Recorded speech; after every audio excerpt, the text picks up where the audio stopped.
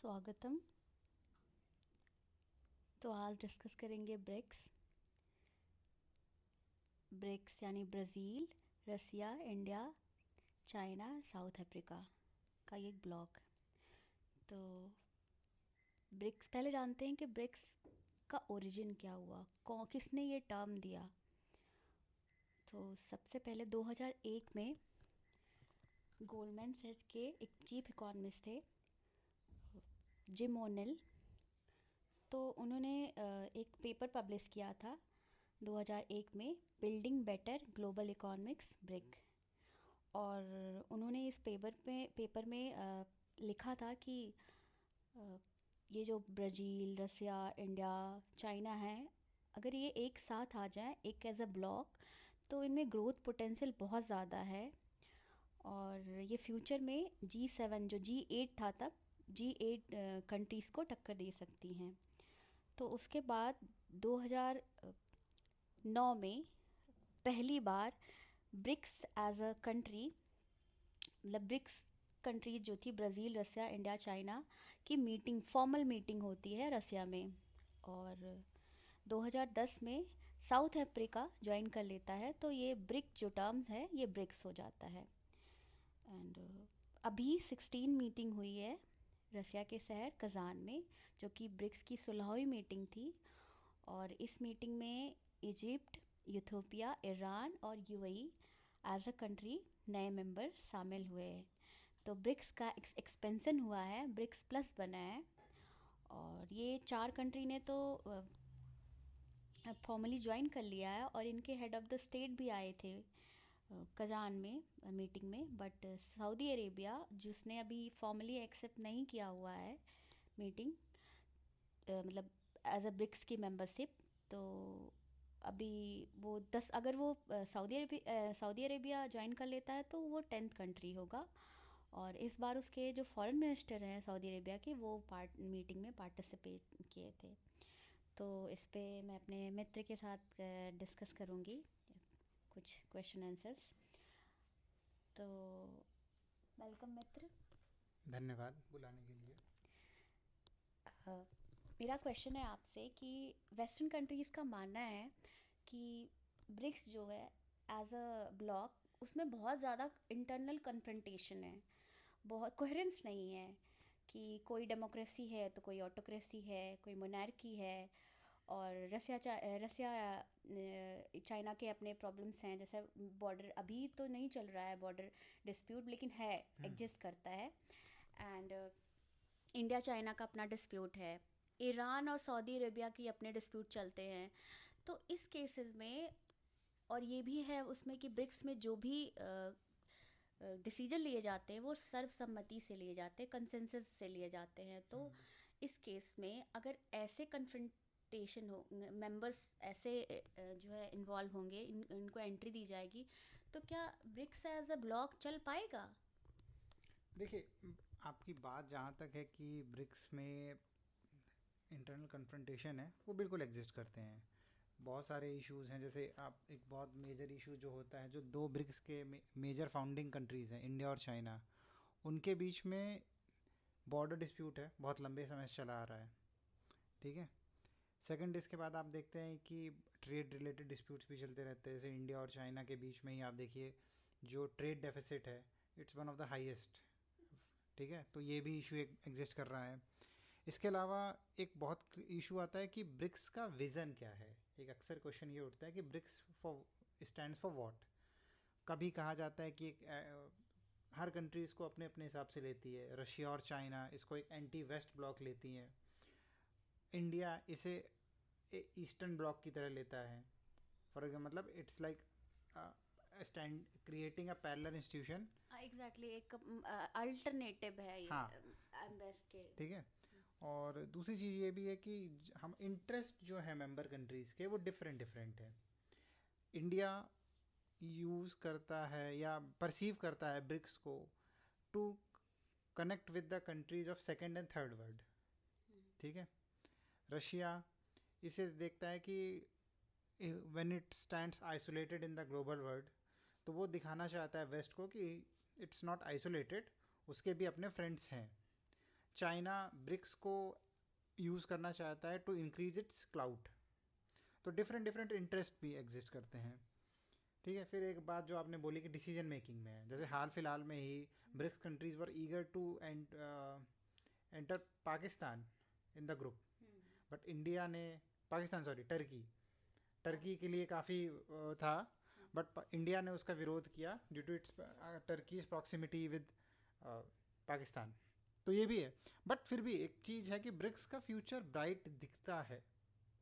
उसका एक सबसे बड़ा रीज़न है कि भले ही मेंबर कंट्रीज़ के बीच में अपने अपने कॉन्फ्लिक्ट एग्जिस्ट कर रहे हो, but they also have shared interest. For example एक बहुत कॉमन इंटरेस्ट जो है उन सब के बीच में है कि सारे कंट्रीज़ जो इस ब्रिक्स में है वो कहीं ना कहीं वेस्टर्न कंट्रीज से बुलीड है। रशिया को आप देख लीजिए, चाइना को देख लीजिए, हाल फिलहाल में जो कनाडा और यूएस के साथ इंडिया का कॉन्फ्लिक्ट हुआ है निज्जर को और पन्नू को लेके, वो भी है। फिर ईरान है। तो मतलब इस तरीके से आपको दिखता है कि ये एक, जैसे कहते हैं ना कि वेस्ट की जो हेजेमनिक पॉलिसीज़ रही हैं, चाहे वो इकोनॉमिक हो चाहे वो स्ट्रेटेजिक हो, उनके अगेंस्ट जो बाकी कंट्रीज़ रही हैं non western, they never got a block or a group which can stand on its own and आंखें दिखा सके वेस्ट को।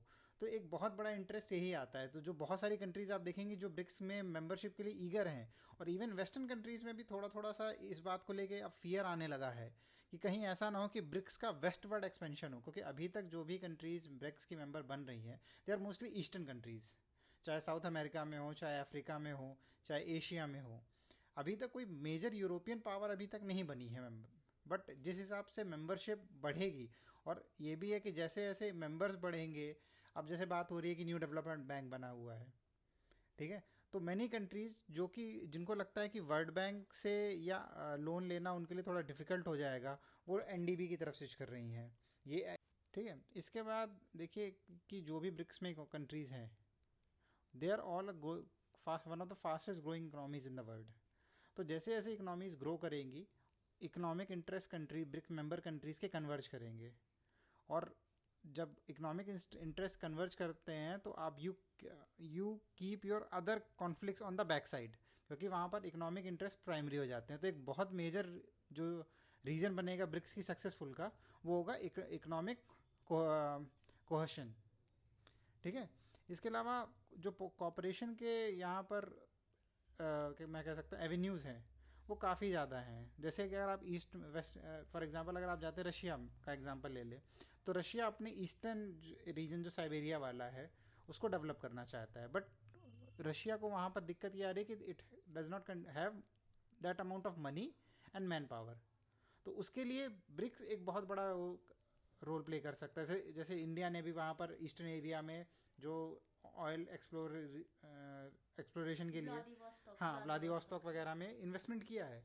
तो एक बहुत बड़ा है ऐसा। और एक आपको चीज़ समझनी पड़ेगी कि ग्लोबल वर्ल्ड में कोई भी ग्रुपिंग एकदम से खड़ी नहीं हो जाती है। G7 को भी G7 बनने में समय लगा था। BRICS compare to G7 is still infant. तो अगर हम 20 years down the line, 30 years down the line देखें, तो I think BRICS will have a quite bright future.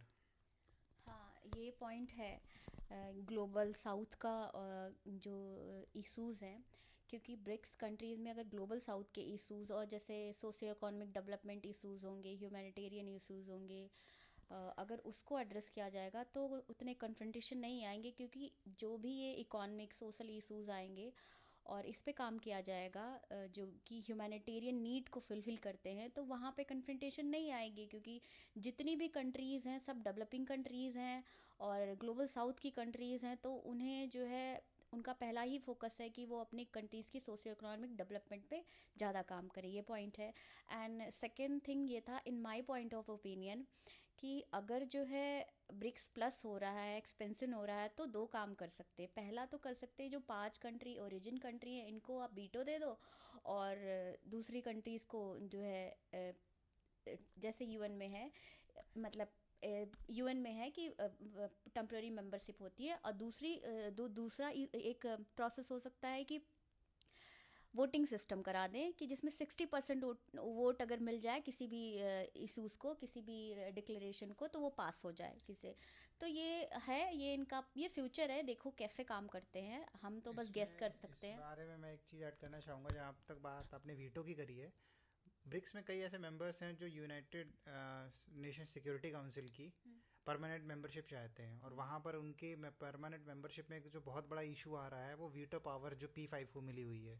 तो आई डोंट थिंक सो कि जो मेंबर कंट्रीज जैसे इंडिया है या साउथ अफ्रीका है या ब्राज़ील है, ये वीटो को सपोर्ट करेंगे। और आपने जो बोला वोटिंग वाला, that's a quite a democratic system, और ये यही इस टाइप का रिफॉर्म यूएनएससी में भी डिमांड किया जा रहा है।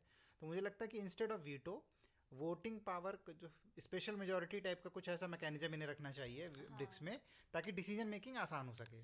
जैसे 2/3 वाला कि 60% कोई भी हाँ, अगर इशू है, कोई भी सर्वसम्मति कंसेंसस बनाना है, तो आपको वोटिंग, कोई भी मुद्दा है उस पर आप वोटिंग करा लो।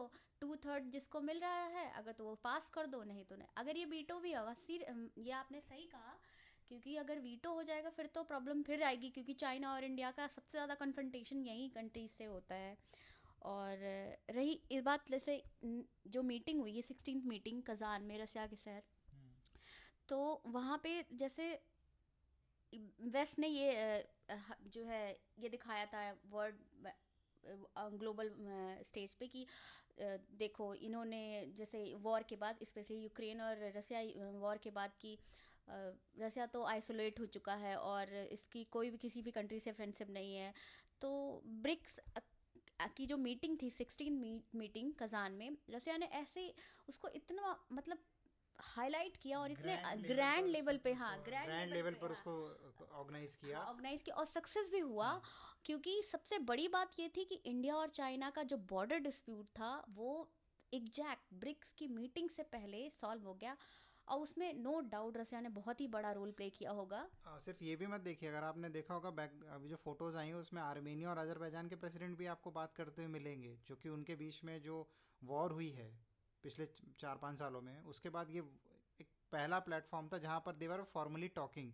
तो ऐसा नहीं है कि सिर्फ इंडिया रशिया के लेवल पर ही जो है एक ब्रेक थ्रू मिला है, इंडिया और चाइना इन चाइना सॉरी। और अगर आप देखें रशिया ने अपने नेबरहुड में भी जो है एक बहुत जो इमर्जिंग कॉन्फ्लिक्ट है जो ऑनगोइंग है उसको भी सॉल्व करने के लिए प्रयत्न किया है। तो आप ये कह सकते हो कि Russia has played a major role in diffusing tension between member countries. Exactly indeed. और ग्लोबल स्टेज पे रसिया ने अपने पावर को असर्ट किया कि देखो अभी भी हम पावरफुल हैं, और अभी भी हमारे पास जो है क्या कहते हैं, कंट्रीज़ का सपोर्ट है। और उसकी, क्योंकि 9 कंट्री के हेड ऑफ द स्टेट ने पार्टिसिपेट किया था, और उसमें इंडिया और चाइना एक मेजर कंट्रीज हाँ, थे। और जैसे आप देखोगे sometimes photos speaks more than the words. Okay, तो अगर आप ब्रिक्स की मेजरली फ़ोटोज़ देखेंगे, इवन जो रशियन मीडिया ने भी जो पोस्ट करी हैं ऑनलाइन स्पेशली, और जो मैं ऐसा ट्रेंड देख रहा था ट्विटर पर और फेसबुक पर भी, ठीक है, जो मेजरली जो रीपोस्ट हो रही हैं जो वेस्टर्न वर्ल्ड में फ़ोटोज़ आ रही हैं, उसमें अगर आप एक बहुत कॉमन चीज़ देखोगे, दैट पुतिन वॉज द, उसमें पुतिन को सेंटर दिखाया गया है। On one hand there is China, on one hand and other hand is India. तो जो एक पोर्ट्रे किया गया है कि Putin is so strong or Russia is so strong that it's acted like a bridge between two powerful enemies. तो वहाँ पर अपनी रशिया ने इस मीटिंग के थ्रू ब्रिक्स की अपनी कैपेबिलिटी को, अपनी असर्टिवनेस को पूरे वर्ल्ड को शो किया है। इंडीड, एग्जैक्टली, ये भी आपने सही कहा। और इसके बाद जो है साइड लाइन पे, ब्रिक्स समिट की साइड लाइन पे इंडिया और चाइना का बायलैटरल मीटिंग हुआ, जो कि आप इंडिया ने। देखिए 4 साल में पहली बार है, मतलब एग्जैक्टली, जो बॉर्डर कॉन्फ्लिक्ट 2020 में हुआ था गलवान के बाद, पहली बार ऐसा हुआ है कि इंडिया और चाइना के head of the state level पर मीटिंग हुई है। तो उसके पीछे कहीं ना कहीं आप ये चाहे कोई भी रीज़न हो, Russia had played a major role, ये दोनों को मानना पड़ेगा। बिकॉज देर एक मेजर इस टाइप के कॉन्फ्लिक्ट के बाद you always need a common friend जो आपको एक बातचीत की टेबल पर ला सके। और रसिया में वो पावर है, वो हाँ बिल्कुल है, पावरफुल नो है, डाउट। क्योंकि उनके पास जो है इंडिया से रिलेशनशिप अच्छे हैं उनके, चाइना से भी रिलेशनशिप अच्छे हैं।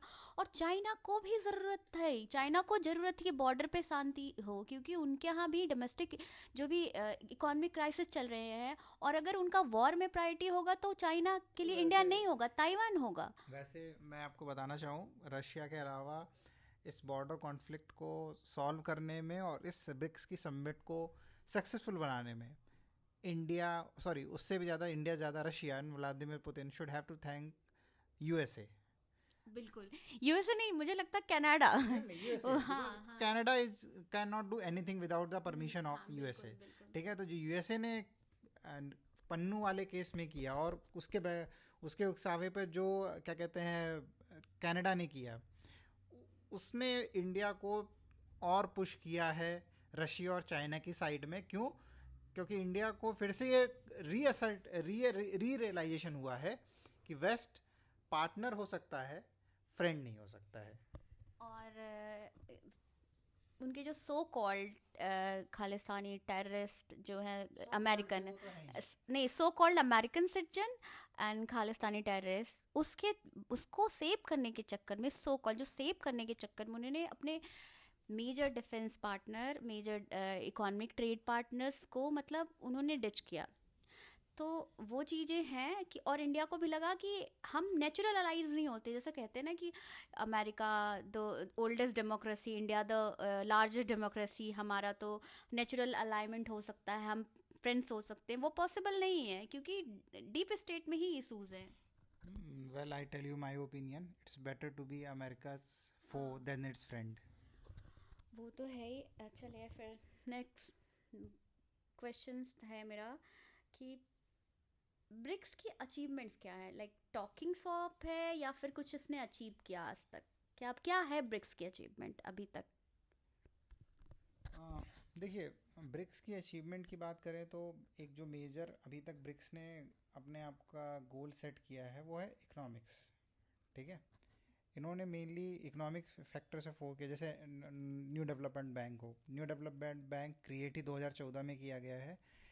वेस्ट ने इसको परसीव किया कि इंडिया और BRICS is creating NDB vis World Bank. But जो न्यू डेवलपमेंट बैंक है उसने मेजर फोकस ही रखा हुआ है लीस्ट डेवलपिंग कंट्रीज़ पर, या जो कह सकते हैं डेवलपिंग कंट्रीज़ पर। रीज़न ये है कि वर्ल्ड बैंक जब लोन देता है, ठीक है, और हमने भी, आपने भी पढ़ा होगा, आप देख सकते हैं जो टर्म्स एंड कंडीशंस होती हैं, they always or in most of the cases goes against the democratic ethos of the world or a country. Because it's like अगर आप वर्ल्ड बैंक आपको लोन दे रहा है तो टर्म्स एंड कंडीशंस वो सेट कर रहा होता है। ठीक है, बट एनडीबी के केस में ऐसा नहीं है। एनडीबी में जो कहते हैं ना कि वी गिव यू लोन, आपको एक प्रोजेक्ट के लिए लोन दिया जाएगा, but we will not put any conditionalities on it. Where is when it comes from World Bank, तो there is always certain conditionalities attached with. Second, A I I B B, Asian Infrastructure and Investment Bank. ठीक है, ये भी आप एक तरीके से कह सकते हो कि बहुत सारी कंट्रीज, स्पेशली जो डेवलपिंग, आप साउथ अमेरिका में जाइए या क्या कहते हैं अफ्रीका में जाइए, वहाँ पे जो कंट्रीज़ हैं they are preferring A I I B, sorry A I I B Asian Infrastructure and Investment Bank bank. Instead of World Bank, because उन्हें लगता है कि यहाँ से लोन लेना ज़्यादा आसान है in comparison to World Bank. तो एक मेजर अचीवमेंट है। सेकेंड एक है कि BRICS provided a platform to those countries. Exactly ये लोन वाली बात तो सही है। अभी तक ब्रिक्स ने 30 बिलियन मतलब 30 बिलियन लोन बांटे हैं। और कंडीशन भी उनके बहुत ही मॉडरेट हैं। और ज़्यादातर जो लोन दिए हैं उन्होंने अफ्रीकाज वगैरह में दिया है, अफ्रीका में। और ये साउथ अमेरिका में। साउथ अमेरिका जो भी कंट्रीज़ में दिए हैं, और मेजरली दिए हैं इंफ्रास्ट्रक्चर डेवलपमेंट के लिए, सोशियो इकोनॉमिक डेवलपमेंट के लिए, और वेलफेयर प्रोग्राम्स के लिए, फूड के लिए। तो ये तो उनका एक मेजर अचीवमेंट है। दूसरा ये भी है ना कि आप ये देखिए कि ब्रिक्स, मैंने जब पहले भी कहा कि जो भी मेजर ब्रिक्स मेंबर्स को देखेंगे वो वेस्ट के सताए हुए हैं। और before BRICS there is no, if you are against west or west is against you, there is no other alternative platform where you can echo your voice. तो BRICS ने इन सभी वॉइसेस को एक प्लेटफॉर्म प्रोवाइड किया है। Second, कभी भी वेस्ट को, स्पेशली G7 को, ये नहीं लगा था कि there will be any one or someone who can challenge their hegemony. But now, if you read their western think tanks, or their foreign analysts, they have apprehension somewhere there in their mind कि BRICS can be an alternative to the G7. बिल्कुल। और second thing क्या है कि अभी जैसे माना जाता है कि 21st सेंचुरी जो होती है वो एशियन सेंचुरी होगी, उसके बाद अफ्रीका, क्योंकि ग्रोथ प्रोस्पेक्ट जो है, पोटेंशियल है, वो इधर ही लाई करता है। वेस्टर्न कंट्रीज जो भी ऑलरेडी डेवलप कंट्री हैं, उनका ग्रोथ पोटेंशियल ऑलरेडी स्ट्रेच्ड हो चुका है। तो इस केसेस में जब ग्रोथ पोटेंशियल इधर है, तो जो लीड किया जाए ग्लोबल इकोनॉमी को और बैंकिंग सिस्टम को, वो क्यों ना इधर ही की कंट्री के द्वारा, जो भी मेजर जायंट है, एशियन टाइगर, जैसे 2 एशियन टाइगर हो गया, चाइना और इंडिया हो गया, रसिया एक रिसोर्स जायंट है, उसके पास काफ़ी रिसोर्सेज है, तो इन्हीं कंट्रीज़ के द्वारा, या अफ्रीकन कंट्रीज़ हो है, तो जिसकी कंट्री में जहाँ ग्रोथ प्रोस्पेक्ट है, तो लीड भी इसी कंट्री के तरह, प्लेटफॉर्म भी इन्हीं कंट्री को मिलना चाहिए ना। वो क्यों जो है वेस्टर्न लेड कंट्रीज के ग्रोथ कर। जो आपने बात बोली है कि जो करंट सेंचुरी है वो एशिया की है और नेक्स्ट सेंचुरी अफ्रीका की है, अगर आप देखेंगे तो पास्ट सेंचुरी वेस्ट की थी। हाँ। बट वेस्ट ने कभी भी कोई ऐसा इंस्टीट्यूशन और ब्रिज क्रिएट नहीं किया जो डेवलपमेंट को वेस्ट से ईस्ट की तरफ फॉरवर्ड करे। बट ब्रिक्स एक ऐसा प्लेटफॉर्म है कि अगर करंट सेंचुरी एशिया की है और नेक्स्ट सेंचुरी अफ्रीका की है, तो वो एक्ट करेगा एज अ ब्रिज, तो ताकि रिसोर्सेज, टेक्नोलॉजी, इनोवेशन सारे शिफ्ट हो फ्रॉम एशिया टू अफ्रीका। तो ये आप इस तरीके से समझ सकते हैं कि it will act like a bridge between economic of different countries.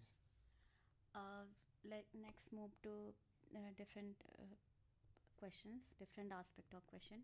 D dollarisation, क्या डी डॉलराइजेशन, अभी ब्रिक्स करेंसी की बात चल रही थी कि ब्रिक्स करेंसी है, तो ब्रिक्स करेंसी जो कि अभी जो पुतिन उसको हाथ में लेके फ्लॉन्ट कर रहे थे, वो ब्रिक्स करेंसी नहीं है, उन्हें किसी ने गिफ्ट किया था। हाँ। और वो फाइनलाइज नहीं हुआ, एज अ सिंबॉलिक गिफ्ट किया था कि हाँ ऐसा कुछ करेंसी हो सकता है। लोगों मतलब ब्रिक्स की जो करेंसी का एक है पॉइंट है, एक एस्पेक्ट, वो फ्यूचर में ये मुद्दा आएगा, फ्यूचर में काम किया जाएगा इस पे, लेकिन फ़िलहाल तो ब्रिक्स कंट्रीज़ ने अभी कुछ भी इस पे काम नहीं किया है ब्रिक्स करेंसी को लेके। हाँ, उन्होंने काम किया है तो पेमेंट मेथड पे, कि जो ब्रिक्स कंट्री में का इंटरनल ट्रेड हो, तो उस ट्रेड को आपस में जो लोकल करेंसी में ट्रेड करने को लिए इन्होंने प्रायोरिटाइज़ किया है। इंडिया ने भी अपना यूपीआई सिस्टम को, जो पेमेंट गेटवे है, उसको दूसरी कंट्री रसिया और चाइना की कंट्री के जो पेमेंट गेटवेज हैं उसको लिंक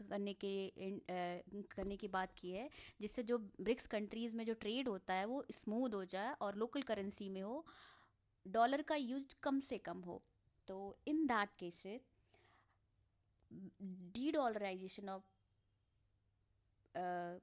ग्लोबल मतलब global currency, dedollarization in global trade और सर्विसेज, क्या ये मिथ है या रियलिटी?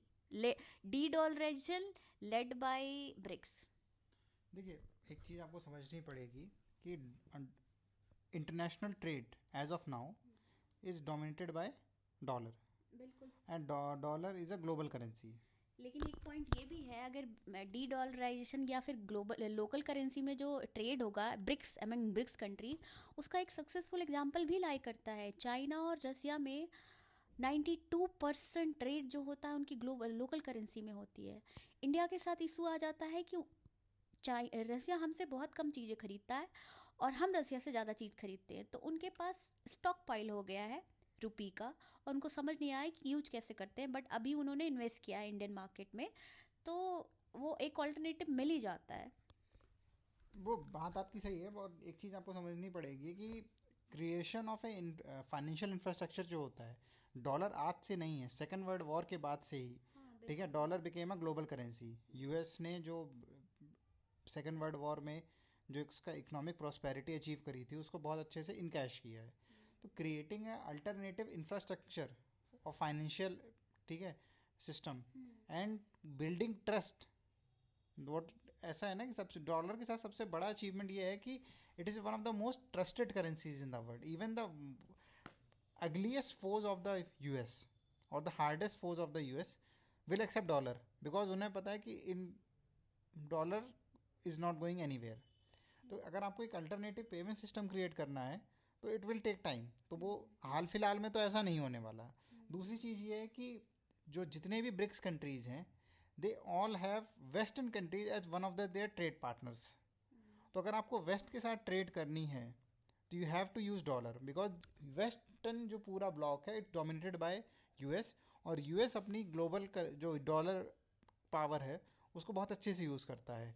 वो फाइनेंशियली भी उसको यूज़ करता है, वो उसको स्ट्रेटेजिकली भी यूज़ करता है। जैसे आपने रशिया के केस में देखा हुआ है कि उनके डॉलर एसेट्स जो थे फ्रीज कर दिए हैं।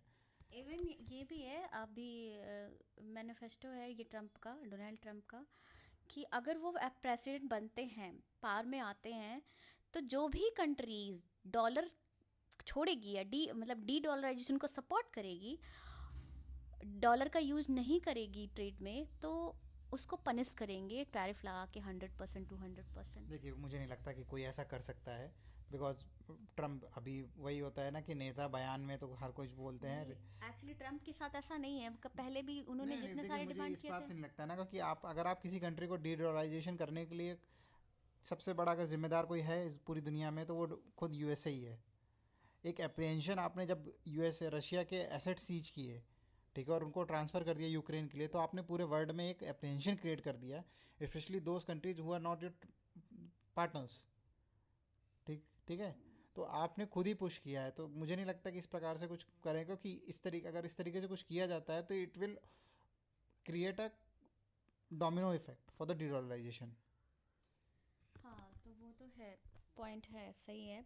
और अभी तो फ़िलहाल रसिया का, क्योंकि स्विफ्ट जो मैसेजिंग सिस्टम है, जो फाइनेंशियल ट्रांसफ़र के बाद जो मैसेज भेजा जाता है, जिसमें स्विफ्ट का यूज करते हैं, जो वेस्टर्न लेड स्विफ्ट सिस्टम है, जिससे रसिया को बाहर निकाल दिया गया स्विफ्ट सिस्टम से यूक्रेन वॉर के बाद। तो रसिया का ये प्रायोरिटीज़ है कि हम ब्रिक्स का अपना एक messaging platform, financial messaging platform develop करें। अभी और इस पे जो है डिस्कशन चल रहा है, हाँ, it is in the pipeline कि एक रीजनल पेमेंट सिस्टम डेवलप किया जाए। पेमेंट सिस्टम, मैसेजिंग हाँ, सिस्टम। पेमेंट मैसेजिंग सिस्टम हाँ, डेवलप किया जाए हाँ, on the line of Swift. Exactly. ताकि एक ये बहुत बड़ा अगर ऐसा सिस्टम डेवलप होता है ना, तो ये मान के चलिए it's one of the first steps in the dedollarization word. अभी है कि आप डी डॉलराइजेशन बायलैटरल हो सकता है, हाँ, मल्टीलैटरल नहीं है वो। तो बिल्कुल। मल्टीलैटरल करने के लिए आपको एक अल्टरनेटिव पेमेंट सिस्टम पहले डेवलप करना पड़ेगा। तो एग्जैक्टली एज ऑफ नाउ तो दो ही फोकस है। फर्स्ट फोकस है कि जो भी मैसेजिंग सिस्टम, जो financial messaging system as a develop करना ब्रिक्स का अपना, और दूसरा है कि ब्रिक्स कंट्री आपस में ज़्यादा से ज़्यादा लोकल करेंसी में ट्रेड करें। तो उसके इंटीग्रेशन की बात चल रही है। एंड मेरा लास्ट क्वेश्चन है कि ब्रिक्स का फ्यूचर क्या है? क्या BRICS as a block G7 और G20 को टक्कर दे पाएगा ग्लोबल प्लेटफॉर्म पे, या फिर कन्फ्रंटेशन में उलझ जाएगा, अपने इंटरनल कन्फ्रंटेशन में उलझ जाएगा, या फिर वो इतना मतलब आगे चल के G7 और G20 जैसे जायंट जो प्लेटफॉर्म है उसको टक्कर दे पाएगा? See, one of the thing that I would like to mention कि मुझे नहीं लगता कि ब्रिक्स अपने आप को भी एज अ अल्टरनेटिव G7 देखता भी है। ब्रिक्स मुझे लगता है कि ज़्यादा ज़्यादा एक अब जो एक मेजर हो सकता है रशिया के या चाइना का, बट जो अदर कंट्रीज़ हैं जो मेंबर्स हैं, they are all are the part of the western world also. But potential की बात कर रही हूँ, एज अ इकोनॉमिक ट्रेड, हर देखिए चीज़ के, इकोनॉमिक हाँ, इकोनॉमिक्स में है इकोनॉमिक उसको, अगर आप पोटेंशियल, इस डेवलपमेंट, तरीके से और देख सकते हो। एक ग्लोबल लॉबिंग ब्लॉक जिसको कहते हैं हाँ, ना, वो भी हो सकता है, लॉबिंग ब्लॉक भी तो हो सकता है। बिल्कुल हो सकता है। देखो, और जहाँ तक इकोनॉमिक्स की बात है तो अगर आप देखेंगे कि 30 years या 40 years down the line, when China will be the second largest economy in the world and India will be the second largest, तो उसके बाद अगर आप जो टॉप 10 कंट्रीज देखेंगी when in terms of GDP in 2050 और 2060, तो वहाँ पे आपको 10 में से 4 जो कंट्रीज मिलेंगे वो पर ब्रिक्स के मेंबर्स ही होंगे। तो हाँ, ये बिल्कुल है कि इकोनॉमिक डेवलपमेंट जो रहेगा वो ब्रिक्स की साइड ही रहेगा। G7 कंट्रीज में इकोनॉमिक डेवलपमेंट है, they have a high large GDP, but their growth rate is slowing, their population is declining, they have their internal issues. तो ये बिल्कुल है कि आने वाला फ्यूचर तो ब्रिक्स का है ही है when it comes to economy. Second, जहाँ तक बात है कि एक जियो पॉलिटिकल इन्फ्लुएंस की बात है, तो जैसे जैसे आपका इकोनॉमिक क्लाउड बढ़ेगा, एक आपका जियो पॉलिटिकल इंटरेस्ट, सॉरी, इन्फ्लुएंस वो भी बढ़ेगा। और ये कोई बहुत बड़ी बात नहीं है कि 5 years 10 years in the future कोई G7 का मेंबर भी आके ब्रिक्स का पार्ट बन जाए, जैसे ही कुछ सुनने में आया था कि France has shown eagerness to part of the BRICS. हाँ, वो कुछ सालों पहले आई थिंक न्यूज़ आई थी, ये बातें आई ठीक है, थी। तो है जिस साइड इकोनॉमीज मूव करेंगी जियो पॉलिटिकल इन्फ्लुएंस उसी साइड मूव करेगा आपका। हाँ, नो डाउट ब्रिक्स के पास लाइक फ्यूचर तो ब्राइट है, और थोड़ी जो कन्फ्रंटेशन है इशूज़ को अगर साइड में लाइन में रख के जो भी लार्जर प्रॉस्पेक्ट्स पे स्पेशली डेवलपमेंट में, और अगर ब्रिक्स अपने आप को जो ग्लोबल साउथ के डेवलपमेंट के बात को लेके लीड करे, तो फ्यूचर बहुत ज़्यादा, क्योंकि सिम्बायोटिक बिल्कुल, इससे रिलेशनशिप होगा बिल्कुल एक डेवलपमेंट बात का। है कि सब when it comes to getting support from the non BRICS और नॉन G7 मेंबर्स, अगर उन लोग कंट्रीज से सपोर्ट आपको पाना हो किसी भी इशू पर, तो मेजर कंट्रीज सपोर्ट करेंगी ब्रिक्स को। रीज़न क्या है कि ब्रिक्स हमेशा बात कर रहा है reform in global governance, either it's UNSC, world bank, IMF, और जितनी भी और मेंबर्स छोटी कंट्रीज हैं वर्ल्ड में, they are all have been victim of the dominance of West in all these global institutions. हाँ, वो पॉइंट है। और ब्राइट फ्यूचर की बात है, अगर ब्रिक्स का एक मोटिव विजन हो जाएगा कि ग्लोबल साउथ की कंट्रीज़ के डेवलपमेंट के प्रोस्पेक्ट में काम करना, स्पेशली अफ्रीका और लीस्ट डेवलपिंग कंट्रीज़ के प्रोस्पेक्ट में एक काम चीज़ और करना। उसमें है कि फ्यूचर टेक्नोलॉजिकल डेवलपमेंट का भी है। तो बिल्कुल, जैसे टेक्नोलॉजिकल डेवलपमेंट में है, चाइना ने काफ़ी एआई पे हाँ, काफ़ी ग्रोथ कर लिया, इंडिया भी सेमीकंडक्टर पे हाँ, हम फोकस कर अभी रहे हाँ हैं, बिग फोकस डेटा कर पे रहे हैं, फोकस और कर रहे धीरे हैं। धीरे आएगा, क्योंकि जैसे जैसे इकोनॉमिक ग्रोथ होती है, टेक्नोलॉजिकल डेवलपमेंट वो सिम्बायोटिक रिलेशनशिप होता है। रसिया भी ग्रोथ करेगा, और ग्रोथ प्रोस्पेक्ट तो बहुत एक ज़्यादा है, बहुत लेकिन एक सिंपल सी बात होती है ना, जब ग्रोथ प्रोस्पेक्ट, जब इकोनॉमिक डेवलपमेंट होता है, वहीं ज़्यादा जियोपॉलिटिकल से भी होती है। तो जैसे वॉर वगैरह होगी, यहाँ जियोपॉलिटिकल से क्यों जो है वेस्ट लेड है, क्योंकि वेस्टर्न कंट्रीज जो है उनका इकोनॉमिक इकोनॉमिक क्लाउड माइट ज़्यादा है। है, हाँ, बिल्कुल इकोनॉमिक क्लाउड बिल्कुल, है। हाँ। और ब्रिक्स का एक बहुत बड़ा अचीवमेंट फ्यूचर में होगा कि BRICS will in future will truly create a multipolar world. बिल्कुल मल्टीपोलर वर्ल्ड तो विजन, क्योंकि अभी जो रिसेंटली मीटिंग हुई है कजान में, उसमें जो डिक्लेरेशन निकल के आया है, उसमें उन्होंने पहला मुद्दा था कि हमें मल्टीलैटरल, ब्रिक्स की सारी कंट्री ने सपोर्ट किया कि मल्टीलैटरिज्म का सपोर्ट किया, कि सर्वसहमति से एक कंट्री की दादागिरी नहीं नहीं चली चलनी चलेंगी चाहिए। जैसा कि अभी वेस्ट का चल रहा है। हाँ, और बाकी ग्रेन एक्सचेंज को लेके और सारी चीज़ों को लेके, पीस को लेके उन्होंने डिक्लेरेशन में आया है। तो आज के लिए इतना ही। Thank you.